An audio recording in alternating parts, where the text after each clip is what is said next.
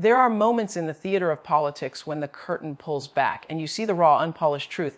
And right now, my friends, the truth is staring us in the face. The President of the United States, Donald Trump, has once again stepped onto that stage with his familiar mix of bravado, unpredictability, and calculated pressure. This time he's chosen a target that should make all of us sit up and listen: India. His warning is sharp and simple. If his talks with Vladimir Putin don't go the way he hopes, India will face more tariffs. When a leader stands at a podium and tells the world that if his talks with another leader fail, an entirely different country will feel the blow, we are not just hearing political rhetoric, we are witnessing a philosophy in action. This is the kind of power play where the target is not necessarily the one you are in conflict with. Donald Trump is not just speaking to Vladimir Putin when he makes this statement, he is speaking to the whole world. And his message is clear: I can make you pay even if you weren't part of the fight. That is not simply negotiation. That's a warning shot that echoes far beyond the room where the talks are happening. What's striking here is the detachment between the cause and the consequence. The cause is a breakdown in U.S. Russia diplomacy. The consequence: India facing economic penalties in the form of higher tariffs. This is like saying, if my business partner doesn't agree to my terms, I'm raising rent on my neighbor. It's a tactic built on showing you have reach. You can touch something far away from the core of the disagreement and still make it hurt. That's not the kind of power that builds trust. It's the kind that builds resentment. Because here's the truth: tariffs aren't just a number on a press release or a figure in an economic report. They are lived experiences. They are the spices in a crate from Kerala suddenly priced too high for an American importer to buy. They are the hand-woven fabrics from Rajasthan sitting in a warehouse because the boutique in New York can't afford to stock them anymore. They are the small business in Texas that relies on affordable Indian steel to keep its construction costs down, now struggling to stay afloat because the price has doubled overnight. When a president uses tariffs as a form of punishment, he's not hurting the politicians or the power brokers. He's hurting the people who wake up every morning and put in honest work to keep their lives going. It's the farmer, the factory worker, the truck driver, the shopkeeper. And those people are not in the rooms where these political games are played, yet they are the ones paying the price for them. And what makes this even more profound is the unique position India holds in the world today. For decades, India has chosen a path of strategic independence. It has not tethered itself fully to any single superpower. Instead, it has cultivated relationships with many: the United States, the European Union, Japan, and yes, Russia. And that relationship with Russia is not a sudden development. It's built on decades of defense cooperation, energy partnerships, and cultural exchange. For Washington, this can be uncomfortable because it means India will not simply follow in lockstep with U.S. policy. For Trump, it's an opening to apply pressure. His thinking is transactional. If you want to maintain certain privileges in trade, you must align your political moves with mine. But in doing so, he misunderstands something fundamental: that India's strength on the world stage comes from its refusal to be told who to talk to and how to talk to them. And yet, in this particular case, the threat itself isn't tied to a direct U.S.-India disagreement. It's linked to whether Trump can reach a favorable outcome with Vladimir Putin. That's where the logic gets twisted. It's like punishing one child because another broke the rules. By making India's economic fate partly dependent on the outcome of a meeting it has no control over, the message being sent is dangerous. Your stability, your prosperity can be used as leverage for battles you're not even fighting. And that's the kind of instability that makes markets nervous, investors cautious, and governments hesitant. It doesn't just disrupt trade, it sends ripples through the entire fabric of international relationships. But here's where the story can take a turn. Sometimes when you push someone hard enough, you create in them a determination you didn't expect. For India, this could become a catalyst to strengthen its own economy in ways that make external pressure less effective. It could accelerate India's self-reliant movement, encouraging homegrown manufacturing, expanding domestic markets, and deepening trade relationships with countries outside the U.S. orbit. The threat of tariffs becomes a regular political tool, then India may well choose to make itself immune to that kind of weapon. And when nations begin to build systems and alliances that bypass traditional power centers, the global balance starts to shift. What was once the privilege of a few becomes a shared power among many. And in the end, this moment becomes a test, not just for India, for all nations that have ever faced the heavy hand of economic intimidation. Will they bend to avoid short-term pain? Or will they hold their ground, knowing that sovereignty is worth the risk? History tells us something important here. When you try to box in a nation that has pride, vision, and resilience, you rarely break it. More often, you harden it. And maybe that's what this moment will reveal, that the true measure of power is not in how much you can threaten, but in how much you can endure. And endurance, my friends, always been the quiet force that reshapes the world. You see, when leaders talk about tariffs, the language is often dressed up in technical terms: trade balance, import duties, Economic leverage. It's the kind of talk that sounds like it belongs in a boardroom or a government report, far removed from the heartbeat of daily life. But the truth is, tariffs are not abstract policy tools. They're blunt force weapons that land directly in the lives of ordinary people. They don't just raise numbers on a chart. They raise the cost of living, they raise anxiety, and they raise questions about whether tomorrow will be harder than today. Imagine a small family in Kerala running a spice export business that has been in their family for 3 generations. Every month, they carefully package cardamom, cinnamon, turmeric, not just flavors, stories of their land, and send them across oceans to homes and restaurants in America. These spices are not just commodities, they're connections, threads tying together distant cultures. But with one announcement from Washington, with one threat of tariffs hanging in the air, their entire livelihood is suddenly under a shadow. Those American buyers might think twice about placing an order because now the cost is higher, the profit margin's tighter. And just like that, a family's stability starts to tremble. Or think about a textile worker in Gujarat. She sits in a small, crowded workshop, her hands moving quickly over bright fabric, turning thread into beauty. Her work may end up in a high-end boutique in New York, worn by someone who has never thought about the woman who made it. But when tariffs hit, those boutiques might cut back their orders. The owner might tell her, "We can't afford to keep you on this month." And what is a policy in Washington becomes an empty dinner table in Gujarat. Even here in America, tariffs don't happen in a vacuum. Picture a shop owner in Chicago who's been sourcing handmade Indian rugs for over a decade. Those rugs have a loyal following among his customers, each one a piece of art, a story woven into every fiber. But now, tariffs driving up the price, he watches sales slow down. People love the rugs, but they love keeping a roof over their heads more. So they walk away, and he watches his shelves gather dust. The effect ripples outward. Fewer imports mean fewer shipments. Fewer shipments mean fewer dock workers and truck drivers with steady work. One policy, thousands of unseen consequences. That is why threats of tariffs cannot be seen as mere bargaining chips. They are levers that move real lives. When Trump used them as a form of geopolitical blackmail, do this or face economic pain, he's not just sending a message to governments. He's sending a tremor through the lives of farmers, factory workers, small business owners, and everyday consumers who will never stand in front of a camera to tell their side of the story.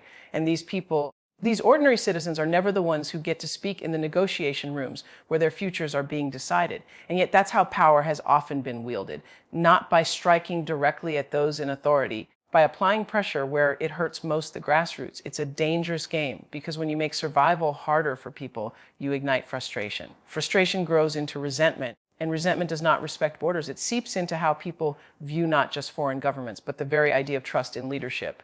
This is why we talk about Trump's threat to impose more tariffs on India if his talks with Putin fail. We have to understand the deeper human cost. We have to step out of the language of political theater and look into the eyes of those who will feel it first. We have to see that the price of a political move is not paid in applause or polling numbers. It's paid in long nights of worry, in bills that can't be paid, in dreams that get pushed further and further out of reach. And once we understand that, we can see the connection to what comes next, because India, as a nation, is not just going to absorb these threats without thinking about its own position in the world. When you understand how deeply tariffs strike at the heart of people's lives, you begin to understand why a country would push back, why it would stand up and say, "We will not let our economic fate be used as leverage for someone else's political chess match." And that, my friends, is where the next chapter of this story begins. And that next chapter begins with understanding India's position, because India is not just another player in the background of global politics. It is a nation that has carefully, deliberately built its identity as an independent voice. For decades, India has refused to be a follower in someone else's parade. It has navigated the treacherous waters of global diplomacy with a steady hand, forming relationships with many nations, not just one. It has walked with Washington, yes, but it has also sat at the table with Moscow. It has traded with the European Union, partnered with Japan, collaborated with African nations, and reached out to the Middle East. This is not an accident. It is strategy born from history. Because India knows what it means to have its choices dictated by someone else, carries the memory of colonial rule, a time when it could not decide its own fate. And that memory is not something you erase with the stroke of a pen or the handshake of a deal. It shapes every modern decision, diplomatic move. So when a leader like Trump says, "You must choose between us," and then India hears something far deeper, "Give up your independence." And that is a request India has spent decades resisting. The relationship with Russia in particular is not a casual friendship. It is built on decades of defense cooperation. Russia has been one of India's primary suppliers of military equipment since the Cold War. It is built on energy agreements that keep industries running and homes powered. It is built on mutual political respect, a willingness to stand together in international forums when others might turn away. And yes, It's also built on the shared understanding that both nations have had to navigate a world often dominated by Western priorities. Now, here's where the tension rises. For Washington, and for Trump especially, that kind of independence can be frustrating. He sees the world in transactions. If I give you something, you give me something in return. But diplomacy, true diplomacy, is not a one-way street. It's a network of roads, some straight, some winding, some leading in directions you can't control. For Trump, control is the currency. For India, sovereignty is the treasure. Those two values don't sit comfortably together. When Trump threatens tariffs, he's not just threatening India's economy, he's challenging its right to decide who it talks to and on what terms. He's saying, your partnership with Russia is my problem, and I will make it your problem too. But here's the thing, India has heard this kind of pressure before from different voices in different eras. And time again, it has learned that bending under pressure rarely serves its long-term interests. This is why the threat feels not just like a policy statement, but like an attempt to draw lines in the sand. Trump wants to make it a binary choice, stand with me or face the consequences. But India does not see the world in binaries. It sees it in layers, in relationships that overlap and sometimes conflict, yet all serve a greater goal: stability, growth, and autonomy. So the stage is set for a clash of worldviews. On one side, a president who thrives on ultimatums, who believes that pressure creates compliance. On the other, a nation that has built its modern identity on the refusal to be boxed in, that believes pressure can be turned into fuel for independence. This is why the threat of tariffs doesn't just land on balance sheets, it lands on pride, on history, on a vision of what India's place in the world should be. And it is here that the real question emerges. Happens when a leader who measures success in immediate wins collides with a nation that measures success in decades and centuries. Because in that collision, something has to give. Either the pressure works and India adjusts its stance on Russia, which would send shockwaves through its carefully built network of alliances, or it resists, setting the stage for a trade conflict that could reshape more than just tariffs. When we talk about reshaping, we're not just talking about India and the United States. The entire world watches moments like these. Other nations are taking notes, asking themselves, if India, with all its economic power and global influence, can be forced into a corner, what does that mean for us? And that's the quiet ripple effect leaders sometimes forget, that every time you make a move on the chessboard, other players are watching, learning, planning their next move, which is why as this unfolds, we have to keep our eyes not only on the threats being made, but on how India responds, because that response will set the tone for what comes next, not just in this relationship, but in how power itself is negotiated on the global stage. And this is where the logic of Trump's threat reveals its deepest flaw, because India is not even the central player in the drama that's unfolding between Washington and Moscow. This isn't a dispute born out of a failed U.S.-India trade deal. It's not about a direct violation of an agreement or a broken promise between those two nations. It's about Vladimir Putin. It's about Russia. And yet, somehow, the consequences are being aimed squarely at India. It's almost as if the president is saying, if I can't get what I want from him, I'll make you feel the heat. Imagine that for a moment in personal terms. Imagine your neighbor gets into an argument with someone down the street, and instead of confronting that person directly, he comes to your door, turns off your water supply, and says, "This is your problem now." That's what's happening on the world stage. It's indirect punishment, a way of using one relationship as leverage to pressure another. This kind of strategy may look clever to some in the short term, but it's the kind of move that plants seeds of distrust. Because what it says to India and to every other country watching is that your economic stability can be held hostage over events you have no control over. That if you choose to maintain a friendship or a partnership that Washington doesn't approve of, even when it has nothing to do with them, you could be made to pay the price. Now think about the impact of that uncertainty. Investors look at it and say, wait a minute, if this can happen to India, one of the world's largest economies, then it can happen anywhere. Businesses hesitate to commit to long-term contracts. Supply chains start to tremble because nobody knows what tomorrow's announcement might bring. Farmers, exporters, importers, all the way down to local shopkeepers begin to wonder if the market they rely on will suddenly close its doors to them. And here's the dangerous part. Destabilization in international trade is like a crack in a dam. It might start small, but if you don't fix it, it widens, it deepens, and sooner or later, the whole structure starts to give way. Trade is not just about money. It's about predictability, it's about trust, it's about the belief that the rules you operate under today will still apply tomorrow. When that belief is shaken, commerce slows, relationships soar, the entire system becomes more fragile. This is why the world is watching this situation so closely, because it's not really about tariffs on a few products, it's about precedent. If Trump can link an unrelated geopolitical negotiation to the threat of economic punishment on a third party, then what's to stop future leaders from doing the same? What's to stop this from becoming a standard tactic Your alliances are only as strong as the latest deal in someone else's portfolio. And that's where India finds itself in an uncomfortable but critical position. It's being told, in effect, your partnership with Russia makes you vulnerable to our displeasure. But India's relationship with Russia is not something that can be undone overnight, nor is it a relationship India necessarily wants to undo. So the choice becomes not just economic, but moral and strategic. Do you abandon a long-standing partner to appease a current one? Or do you stand your ground and risk the economic consequences? Now, history tells us that countries with deep pride and a long memory tend to choose sovereignty over submission, but that choice is never without cost. If tariffs come, they will hurt, they will sting, they will test the resilience of industries and the patience of people. Yet, sometimes that test becomes the forge where a nation's future strength is shaped. Because when you've survived pressure before, you learn that endurance is not just possible, it's powerful. And so this moment is not just a turning point for India, it's a turning point for the world order itself. The question hanging in the air is whether economic coercion will be allowed to reshape alliances or whether nations will push back hard enough to remind everyone that sovereignty still matters. Because every time a leader uses an unrelated crisis as a pretext for economic punishment, it chips away at the foundation of fairness in global politics. And when fairness disappears, what's left is nothing but raw, unchecked power. And my friends, unchecked power has never led the world toward peace. It has only ever led us to greater division, which is why this moment, as strange and indirect as it may seem, matters so much. Because the way India responds could either reinforce this tactic as a tool for future leaders, or it could draw a line in the sand that says, no, you don't get to punish us for someone else's decisions. And that choice, that stand will echo far beyond the trade numbers. It will speak to the kind of world we are all willing to live in. And here's the irony that history loves to serve us.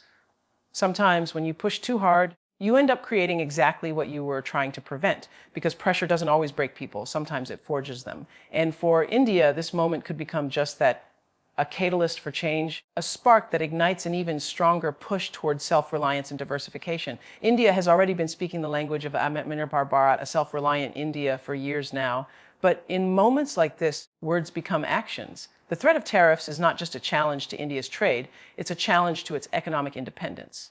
And there's something about having your back against the wall that makes you look around and say, we're going to build so strong, so capable, nobody will ever be able to corner us like this again. This could mean doubling down on domestic manufacturing, not as a political slogan, but as a real actionable policy that puts more industries into the hands of Indian workers. It could mean strengthening trade with nations that share India's vision of multipolar cooperation, nations in Africa, Southeast Asia, South America, who are also tired of a world where one or two powers dictate the rules for everyone else. It could mean accelerating projects that link India more deeply to its regional neighbors, railways, ports, energy grids, so that its prosperity is tied to partnerships closer to home, not just across oceans. And here's the thing, once a nation begins to prepare itself for independence from a particular market, starts building systems and relationships that can't easily be dismantled. Once you've established a network that doesn't run through the hands of those who threaten you, you've created a safety net, and that safety net gives you the freedom to say no when you need to. That freedom is the very thing Trump is trying to undermine with his tariff threats. His approach could end up accelerating the very independence he'd prefer to limit, and it's not just about economics. In a world where trade is weaponized, where access to markets is dangled like bait, there's a growing awareness that political sovereignty and economic sovereignty are two sides of the same coin. You can't claim one if you don't have the other. That's why this moment feels so much bigger than just a disagreement over trade percentages. It's a question about what kind of power structure will define the next chapter of global politics. Will it be one where nations live in constant fear of the next tariff announcement, or one where they've built enough strength and diversity in their economies that they can chart their own paths without fear? We've seen this before in history. When one nation tries to corner another, the response is rarely simple surrender. More often, it's adaptation. Think about how Japan rebuilt itself after the devastation of World War II, turning itself into an industrial and technological powerhouse. Think about how South Korea, once dependent on foreign aid, transformed into a leader in innovation and manufacturing. In both cases, pressure didn't crush them. It lit a fire that reshaped their future. India is no stranger to this kind of transformation, and if history is any guide, it will use this moment to become even more formidable. And there's another layer here, the example it sets for others, because if India responds not with panic, but with preparation, it sends a message to the rest of the world. You can't bully your way into controlling our destiny. That message will resonate in capitals across Asia, Africa, and Latin America, places where leaders are watching closely wondering how they might one day have to handle similar threats. If India shows resilience, it won't just be protecting its own sovereignty, it will be planting seeds of confidence for countless other nations. So in this way, Trump's threat could become a kind of unintended gift, the kind of gift wrapped in hardship and tied with the ribbon of adversity. It's not the kind of gift anyone asks for, but it's the kind that forces growth. When you grow under pressure, you don't just survive, you become stronger than you were before. And this is why, even in the face of what feels like economic intimidation, there's a real chance for transformation here. Because the same hand that tries to limit, you can, without meaning to, teach you how to live without it. And once you've learned that, once you've built that independence, there's no going back to being at the mercy of someone else's decisions. That's the quiet power of resilience. It changes the relationship forever. And that, my friends, is where we find ourselves now at the threshold of a choice that will not only decide the future of U.S.-India relations, but could also begin to redraw the map of economic power in the world. Because from here, the story moves into its final act, the question of whether India will take the risk of standing firm, knowing that the cost will be high, but believing the reward of sovereignty will be worth it. And so here we stand at a moment where history is writing itself in ink far too permanent for us to erase.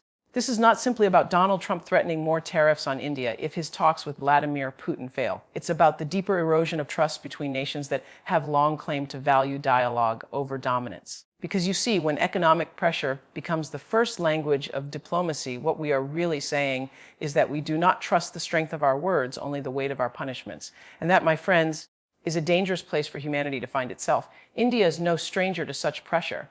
Time and again, it has faced external forces telling it how to trade, who to align with, and what role it should play on the global stage. India has also been a nation built on resilience, a nation that has risen from colonial subjugation to become one of the fastest growing economies in the world, all while holding on to its democratic spirit and its right to make sovereign choices. So when you threaten a country like India with economic penalties because of decisions it makes in its own foreign policy, you aren't just targeting a government's policies, you're targeting a people's pride, their independence, their very sense of national dignity. And let me tell you, dignity is not something you can bargain away with tariffs. It's not something you can strip with a speech or a sanction.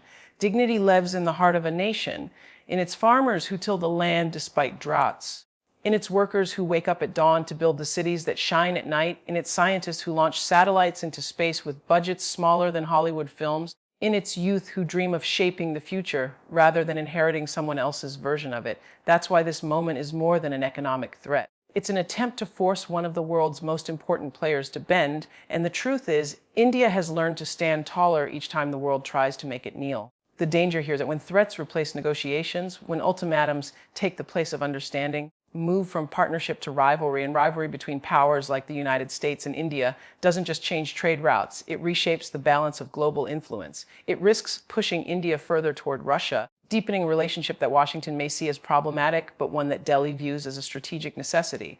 And so Trump's words meant to pressure India just end up pushing it toward the very outcome America fears most, a stronger alignment between India and Russia, and perhaps even China, that could shift the global chessboard in ways we haven't fully imagined. But perhaps the greatest tragedy of all is that such threats come at a time when the world needs unity more than ever. Look around us, climate disasters are intensifying, conflicts are multiplying, economies are still fragile after the pandemic's blows. The last thing humanity can afford is for two of the world's largest democracies to enter a cycle of economic retaliation and political distrust. Because once that cycle begins, it rarely ends with handshakes. It ends with walls, with blocks, with alliances hardened not by shared vision, but by shared suspicion. And yet, in the midst of this tension, there remains a choice. There remains a possibility, however small, for leaders to step back and remember that their legacy will not be written by how forcefully they threatened others, but by how courageously they bridged divides. That is the test before Trump, before Modi, before Putin, before all leaders watching from the sidelines.